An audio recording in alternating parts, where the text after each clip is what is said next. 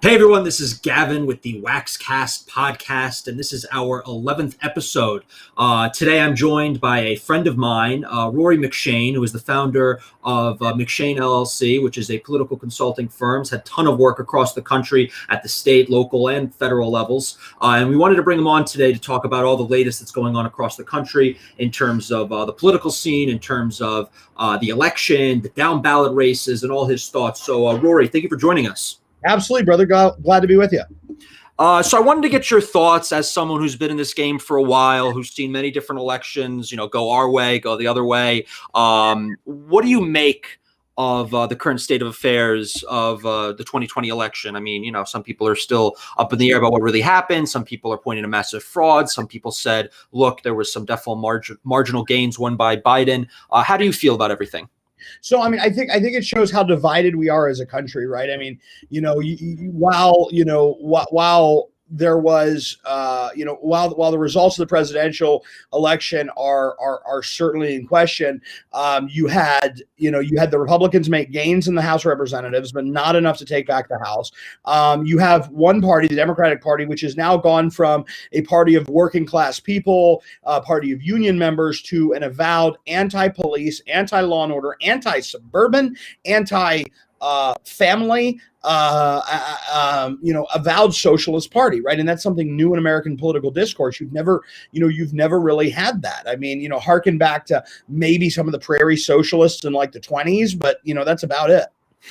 Interesting. You don't really hear that reference too often, prairie socialists. I like that.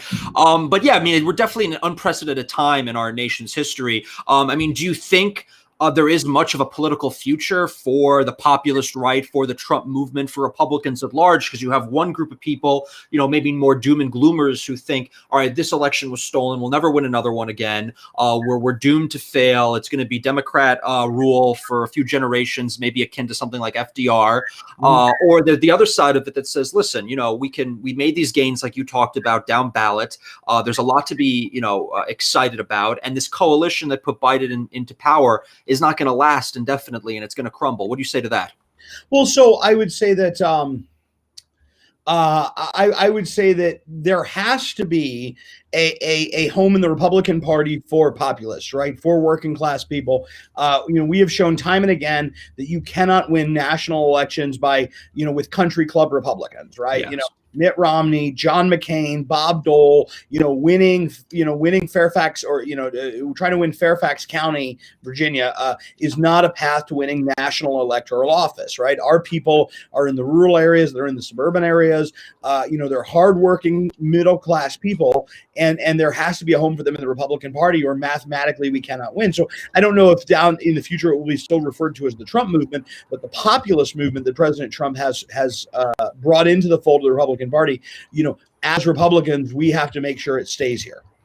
Now, campaigning has obviously changed a lot over the last few cycles. I mean, that better than anyone, with obviously the rise of digital being something, but especially now, given the, COVID, given the rise of mail-in ballots, the whole game seems to have changed. It's not the same elections that, were fought, even a few years ago. I mean, with these changes that have come through COVID, the landscape seems to have changed for good. And many people are simply pointing like, look, Republicans lost because they couldn't keep up with mail-in voting. They can't keep up with increased voter turnout. So what would you, if you're a consultant on the next cycle, I mean, how do you go into a Republican campaign office and tell them to win by these new rules and this new playing field, whether we like it or not? Well, we as Republicans, so there are some states where we control the legislature, where hopefully we'll have an opportunity to roll back mail-in voting, right?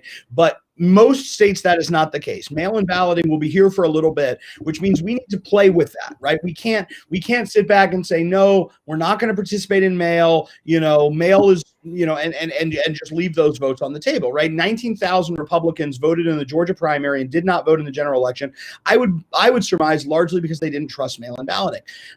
If you look at early voting, when early voting first came out, it was the same thing. So way back when I kind of started in the industry, GOTV, Get Out the Vote, was a 72-hour process. There was actually a 72-hour department at the RNC. In those days, I think Kristen Harbor ran it. And And early voting came out, and a lot of people on the right said, "Oh, this early voting, you can't trust it. We got to do away with it." It's and now years later, Republicans win early voting almost everywhere, right? We win early voting and we win election day. So we just can't sit on the sidelines and just refuse to participate in mail balloting. We have to be able to win mail elections, and we can do that. We just have to, stop. We can't bury our head in the sands and act like it's not happening.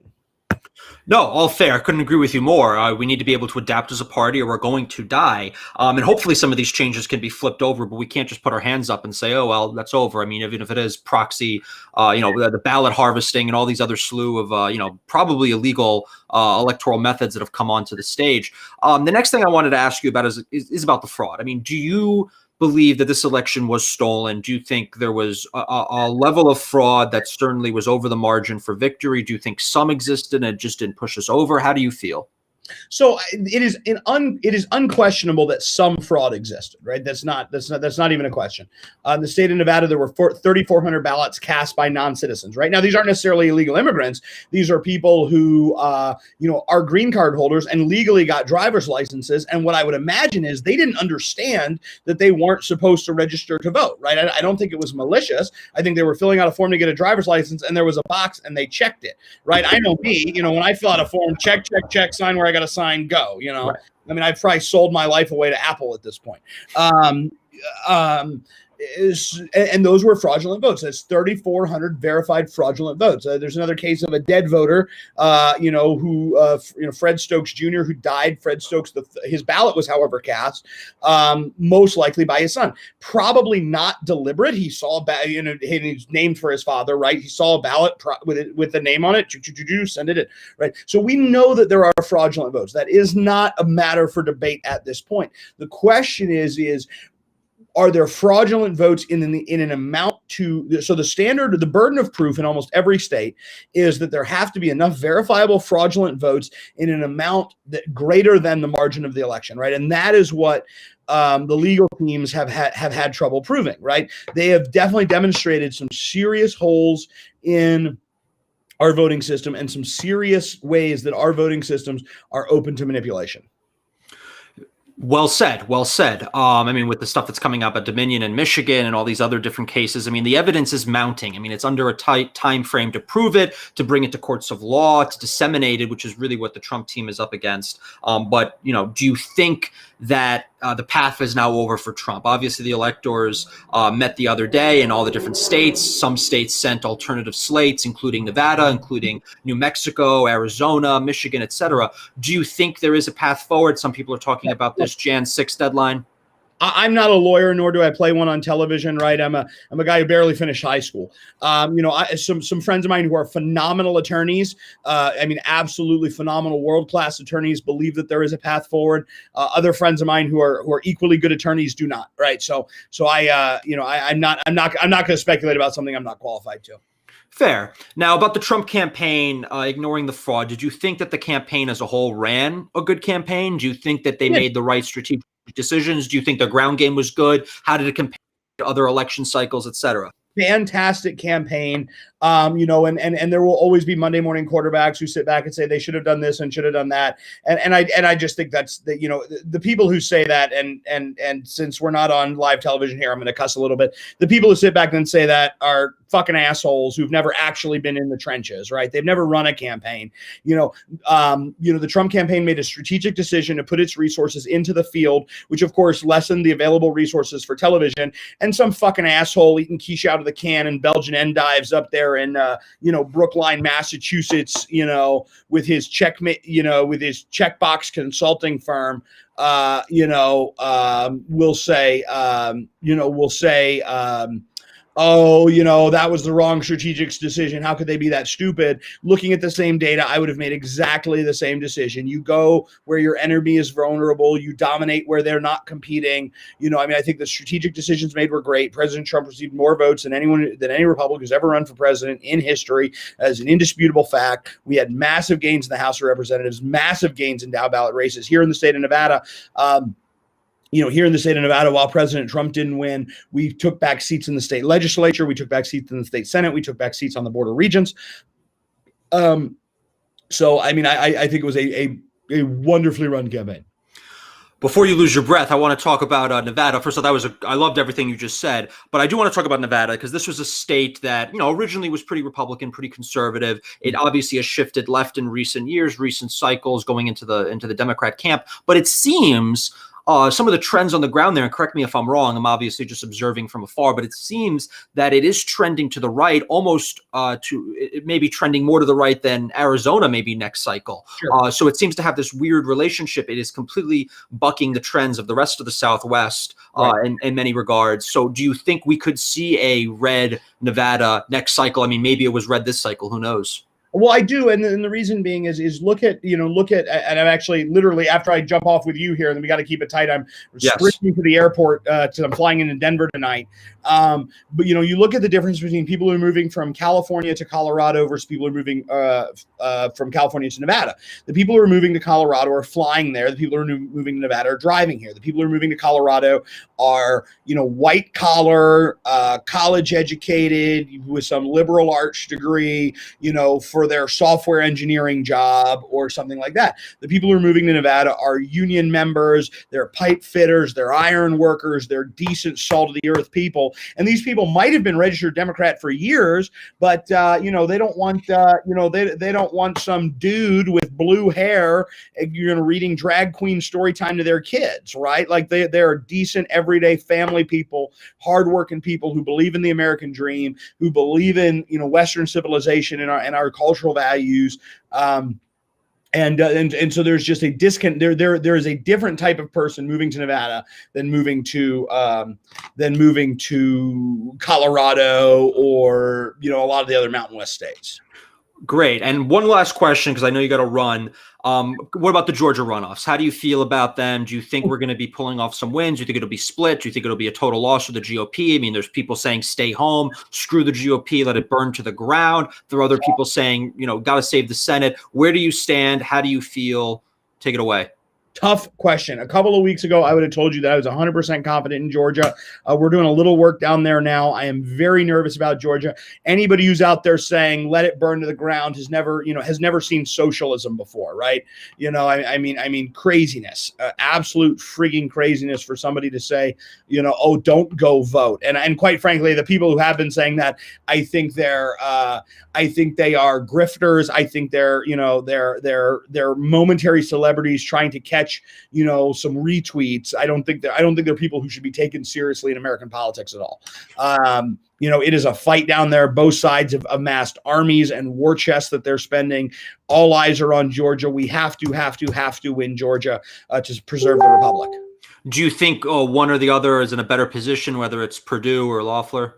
I don't. I think they both have different strengths and weaknesses. Purdue is a well-known name in Georgia, is generally venerated and very respected there. Loeffler has the advantage of not being a lifetime politician, obviously being an attractive woman. Women this year, it's really the year of the woman. Women are seeing on average a 3-point ballot advantage to men.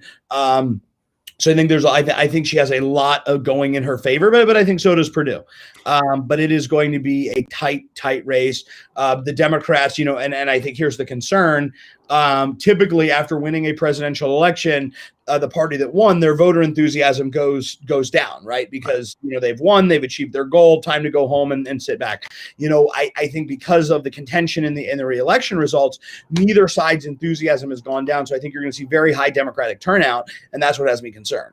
No, that's how I feel, and that's well put. And actually, I lied. I had one more question because you reminded me. You said the word grifter. You said grifter. This is a term that's get thrown around a lot, but it does seem that the Republican side of the aisle, the conservative side, have a problem with grifters that you don't see on the left. The left march in ideological lockstep. Their money gets used way more effectively, way more efficiently, and they're all marching to the same tune. At least it appears that way most of the time, especially this cycle. On the right, we seem to have this problem with the hacks, the consultants. You got Lincoln Project, you got whoever who grifts, who milks, and does nothing with it, and we have no results. We see no ROI. Why does that seem to be a problem just on our side and not the others? That's a great question. We are much less we're much less willing to be told what to do, right? So a couple of years ago, a memo leaked from from the D-Trip, right, D-Triple-C, with standards that they wanted their consultants to uphold, right, and agree not to attack other Democrats in primaries, and quite frankly, if the NRCC sent that to me, I'd respond, "Go fuck yourself," and put it in the mail, right? And I have a fiduciary obligation to the people who pay my firm money to do my best to deliver a victory. Period. So we're just much less willing to be kind of herded and funneled than the other side is. Having said that, it's incumbent on people who do what I do for a living to look out for each other, and most importantly, look out for the client. So one of the things that I do when I meet with a potential client is I say, look, if you don't hire me, here's 3 or 4 other names. These are competitors of mine. This is a dollar that's not going into my pocket, that's going to go into theirs. But these are guys who I respect, who I know, who have the experience, who are decent people, who will do a good job for you, even though I think I might do a better one. If you don't feel that, these are people who you can hire, who will do a good job and provide you a good service for your money. But here are some people who will not, who you might be approached by as well, right? So I think each of us have a responsibility, even if it means a little bit, even if it means a couple less dollars in our pocket, to be willing to do that for the good of the whole profession. Love it, man. Well, this was awesome. I mean, this was a jam-packed 20 minutes we got here. A lot of ground covered. I would love to have you back on again because there's a lot more we could discuss. Can you just give us the last word, where we can find you, where we can follow McShane, and all the things you guys are doing? Facebook, McShane LLC, Twitter, McShane LLC, website, McShaneLLC.com. We've got a great team here. Looking forward to a great 2022, 2021. Going to be a really, really solid deal. I'm very excited about it. Well, thanks, man, and safe flight. And everyone tune in for the next episode of the Waxcast coming soon. Brother, thank you for having me.